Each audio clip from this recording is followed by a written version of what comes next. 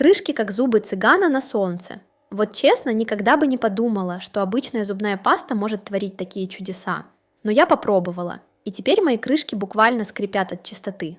Наносим пасту в труднодоступные места, особенно под металлический кант. В кипящую воду добавляем столовую ложку соды и закладываем крышки минут на 25-30.